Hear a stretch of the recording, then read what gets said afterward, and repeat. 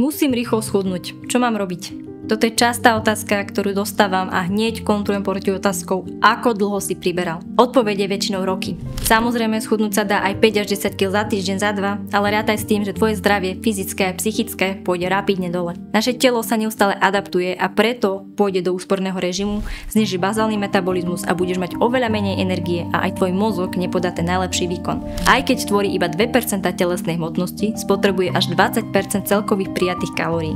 Môžeš dokonca vypnúť menštruáciu, čo môže spôsobiť zdravotné ťažkosti ako rednutie kosti a podobne. Po tomto doslova traumatizujúcom období väčšinou prichádza obdobie kalorického prebytku, čo povedie k jojo efektu. Toto sú stravovacie návyky veľmi veľa ľudí a niektoré firmy s rôznymi práškovými dietami na tom zarábajú milióny. Nehľadaj rýchle riešenia, buď konzistentný a získaj prehľad o tom, koľko kalórií majú rôzne potraviny. Zapisuj si do kalorických tabuliek alebo si rovno objednaj krabičky od Vipky, kde máš 3 až 5 chodov od 1300 do 2200 kalórií, ktoré sú nutrične vyvážené a máš to prakticky bez práce.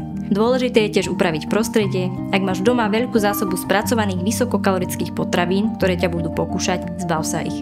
Pre viac tipov odoberaj krabičky od Vipky.